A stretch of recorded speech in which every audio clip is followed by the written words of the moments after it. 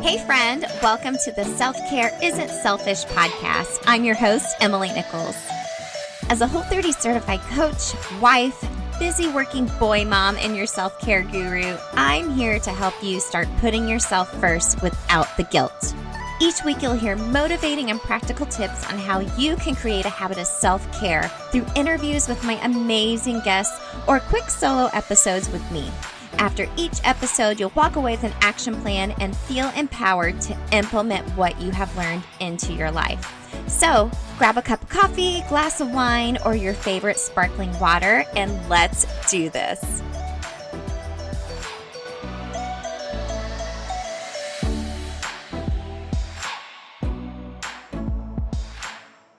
Hey gang, you're listening to episode 24 of the Self-Care Isn't Selfish podcast. Welcome back.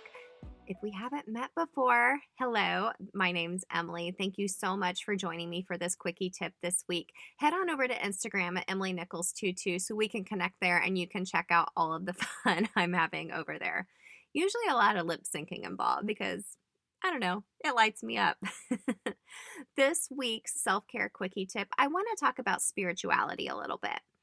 Now, I'm not going to get all religious or woo-woo with you. I'm going to kind of meet you right in the middle, if you will, okay? You may believe in one thing, someone may believe in another, but I think it's really important for you to incorporate some type of spiritual practice into your self-care routine.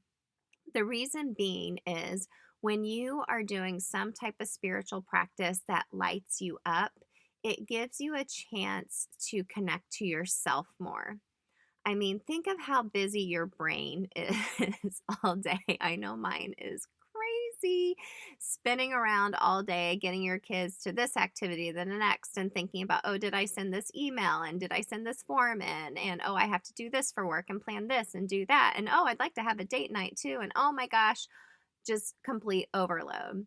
You know, the whole reason of the podcast is to remind yourself of ways to put yourself first and give you some tips to do that easily. And I think incorporating some of these spiritual practices into your self-care routine will really help you feel your best.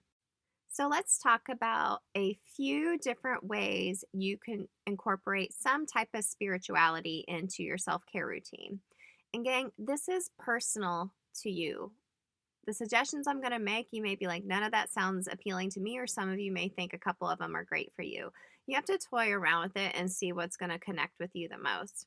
The first spiritual practice you can start to incorporate in your self-care routine is pretty obvious, and one that I've talked about before is meditation or prayer. You know, taking a few minutes to focus on you and your breath, connecting with yourself, connecting with God, the universe, whatever you want to call it, and just clearing out your mind for those few minutes. This is something I actually schedule in my day. I write it out and I put a reminder, an alarm on my phone to make sure that I do this. It has to be formed into a new habit in order to do it over and over again and really see the benefits of it. The next one could be kind of surprising, but working out.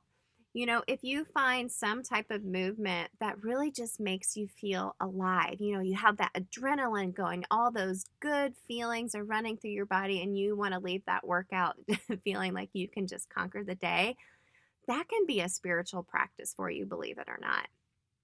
The next one is music. Oh, I love this one. You know, with creating playlists over the years for all of my classes and then curating my own playlists for different seasons of life I'm going through, or even just listening to music while I'm working, I feel connected, you know, spiritually to myself when I'm listening to music that either lights me up, makes me feel really good, or really, you know, brings me down and helps me relax at the same time. These next two may be surprising to you, but I think they're amazing. The next one is to serve.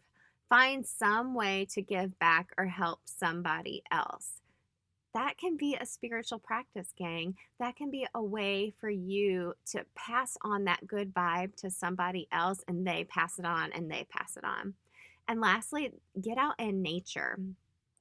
When I was in Utah last August for the Whole30 Coach Summit, I was able to hike around for, I think it was just like 3 miles or whatnot before my plane had to take off. But it was just so beautiful. I saw a couple of deer and I saw these animals, and everyone on the trails were so friendly and nice to each other. And everyone was just a lot more happier outside in nature. And, you know, this a spiritual practice is about you and being more connected to you.